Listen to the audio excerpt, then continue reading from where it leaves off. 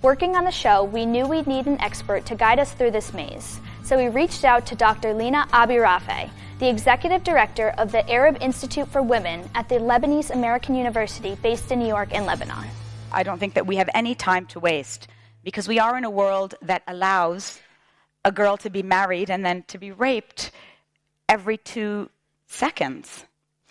So we've got a lot to do with 2030 and our agenda. We've got to eliminate legal discrimination. We've got to change all these unfair social norms. We have to bring women into politics and the economy and leadership and decision-making in every aspect of life. So now, Lina, tell me, what got you started in this career? What was your trigger moment? Well, I think I was born into it. I come from a mixed background. I'm Lebanese and Palestinian. I was raised in Saudi Arabia and then in the US in Washington, D.C. When I was 14 years old, I took a class in high school called Comparative Women's History. And it wasn't about women's history as much as it was about violence against women that has been perpetrated throughout history. And that just blew my mind. It set off a bomb in my heart. And I've never been able to forget about it. And hearing about female genital mutilation, about women burning themselves on their husbands' funeral pyres, about the pervasive and very hidden nature of intimate partner violence, rape as a weapon of war, women breaking their ribs to fit into corsets so they can conform to beauty standards of whatever age. I was devastated as a kid, and I'm still devastated today. So that was my moment.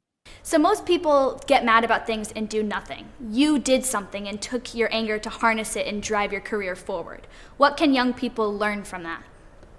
It wasn't anything deliberate on my part. It was just this feeling of rage at the injustice. And I said, I don't know, I'm 14. I don't know what to do. I don't care what I do. I will do anything. I have to do something, because for me, doing nothing was the greater crime. Why do you think that statistics do not alarm people to want to improve the treatment of women worldwide? You know, statistics can be very compelling in some ways. Like when I talk about violence against women, I tell people 1 in 3 women and girls worldwide will experience some form of violence in their lifetime. And people shrug and they say, well, you know, we don't get it. And I say, wait, listen. Pick 3 women in your life, 3 women that you know, that you love, that you care about, that you want to protect. It doesn't matter who they are. And when they pick those 3 women, I say, well, all right, now pick 1 of those 3. And then I go on to explain that that's the one who is likely to experience some form of violence in her lifetime. When people hear personal stories and anecdotes, it brings life to the numbers. And when you listen, and when you turn to women and girls and you say, have you ever been uncomfortable with somebody, or touched in a way that you didn't want, or were you ever the recipient of a comment that crossed the line for you? Just about every single one of us will say yes. How many is that? I think it's so right to turn it personal, because then if you say to a man, well, it's not about the women, it is about the women in your life, your mother, your sister, your aunt, your daughter, anybody, that's when it can make people believe it more and actually want to do something. You know, we have a responsibility to care for each other and respect each other as humans. Like, it doesn't have to be the human that's related to you. Do you know what I mean? So very often with men, they'll say something like, oh, I didn't realize how difficult things are for women until I had a daughter. Do you want someone touching your butt on the subway? No. There you go. Or honking at you on the street even. It's just unnecessary. Right? Okay. I mean, it's logical. Anybody who says, well, I'm afraid to get into the elevator with you because who knows what'll happen. Well, I know what'll happen. Nothing. Because you're a decent human being and you respect me and my space, and we treat each other with dignity and bodily autonomy and integrity. The end. So what are some first steps young people can take in their own communities? I think the first thing is to open your eyes, to pay attention, to really understand the experience of the other. What's interesting is a lot of times people say they don't care because they actually don't know. But when they learn, when they understand, when they start to open their eyes, you know, you never close them again. You can do lots of different things. You can volunteer, you can campaign, you can just be an informed and decent human. I think that's already a great thing to be in this world, especially now. And I think that kind of behavior is contagious.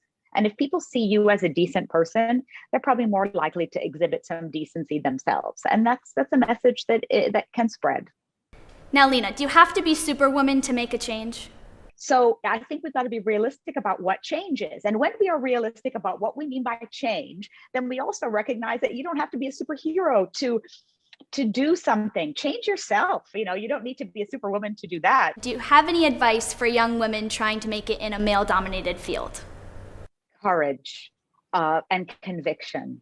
It is never going to be easy. There are always going to be things thrown in your way. But I think an open mind, an open heart, and a real sense of your boundaries, right? And what is right and wrong. As a young person navigating the working world or wherever you might be, to not think that you have to go at it alone.